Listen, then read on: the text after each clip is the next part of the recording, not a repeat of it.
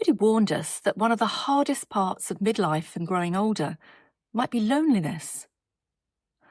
Not necessarily that kind of dramatic loneliness because you have no one. Something a little bit quieter, a little bit deeper, a little bit more disconcerting. That feeling that your life has changed shape, relationships have shifted, you're surrounded by people and somehow you still feel alone. Today I want to talk honestly about why so many women in midlife and beyond experience loneliness, why it's so much more common than we think, and most importantly, what we can start to do about it. I was talking to a woman just the other day who said to me, I don't know, Jo, something just doesn't feel right. I just feel a bit off. I feel as if I'm completely alone.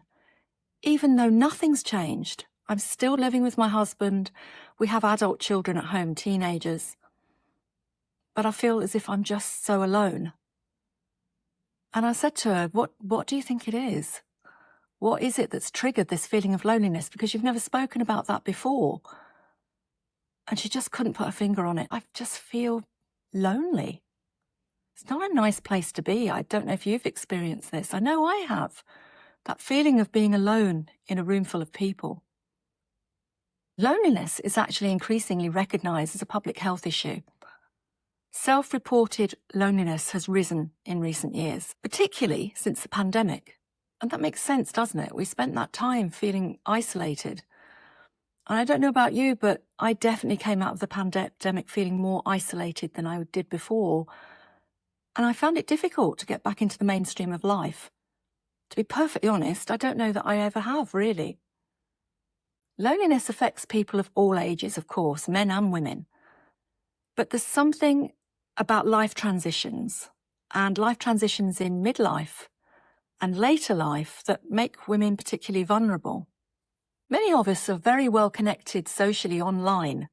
I have some wonderful online communities that I take part in, and they do fill me up, doing my podcast and meeting new people that way.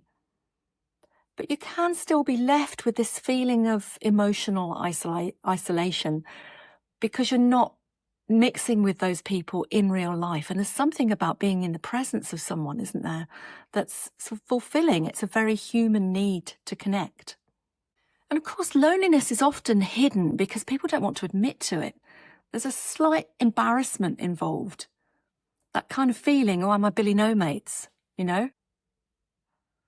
Of course, there's a difference between being alone, enjoying your solitude, and feeling lonely.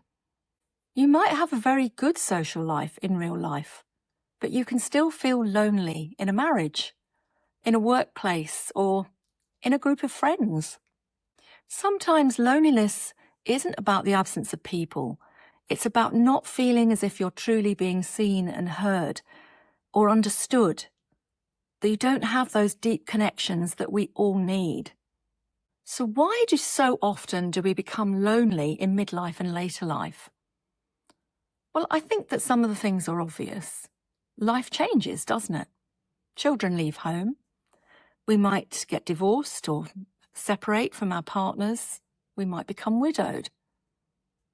They're obvious things, aren't they? Retirement, redundancy. Those friendships that you make at work, they're valuable and you miss them when they're gone.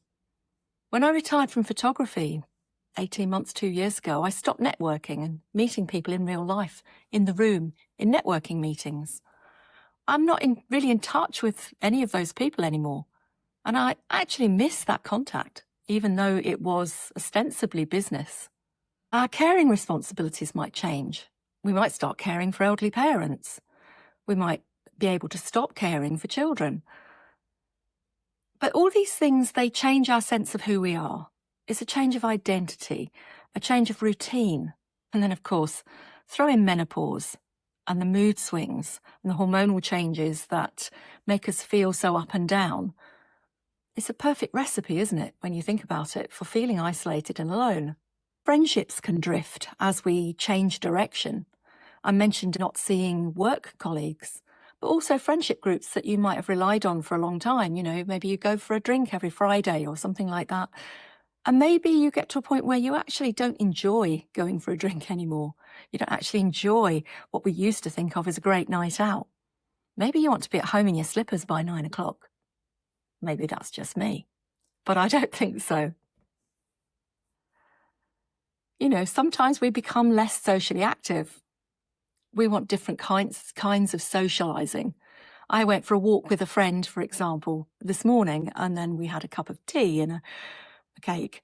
And that was enough for me to feel connected.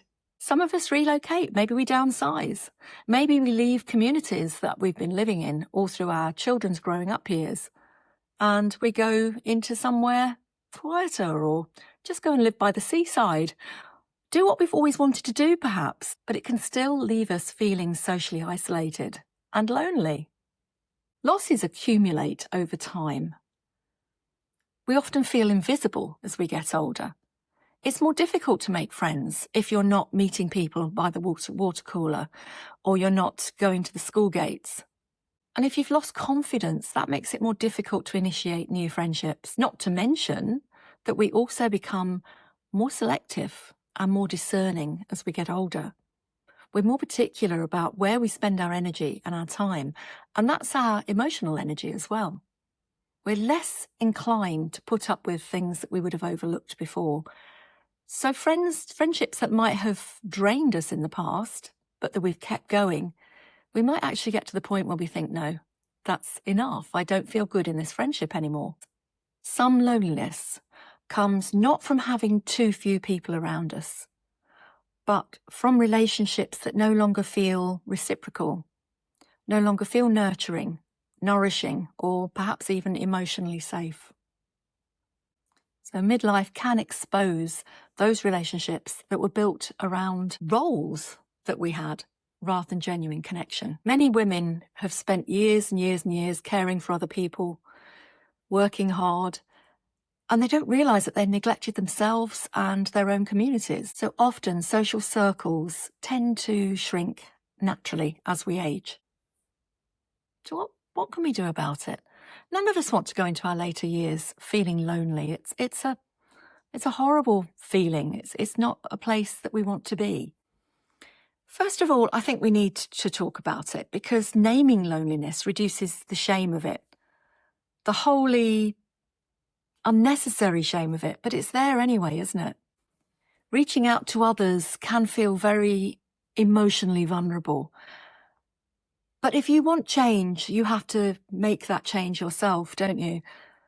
And very often you'll find that others have just been waiting for someone else to make the first move. Small connections matter. These connections don't have to be deep emotional friendships. Simple things like walking groups, local clubs, classes, hobbies, and online communities, of course. They have their place and they can have real warmth. But shared purpose can create connections much more quickly than forced socializing.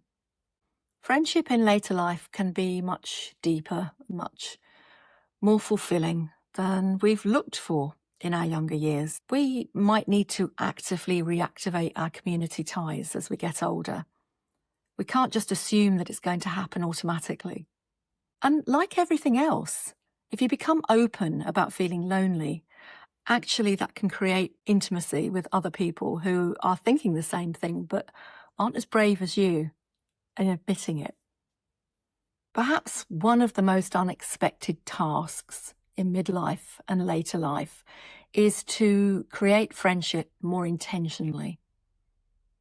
Jane Fonda talked about this not so long ago, being intentional about friendship, because we can't rely on the structures that we used to rely on. We must bear in mind that loneliness is a human experience. It's not a personal failure that we're feeling lonely. It comes from circumstance, changing circumstances, changing structures around us.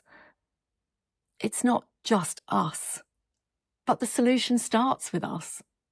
This season can also become an opening up. It can become an opening towards deeper connections, friendships, stronger self-acceptance, learning to enjoy our own company as well. The way the world is at the moment, many of us feel so helpless in the face of the forces around us that we can't control.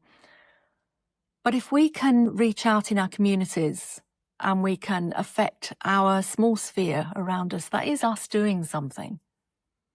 If this resonates with you, please know you're not alone in feeling this way.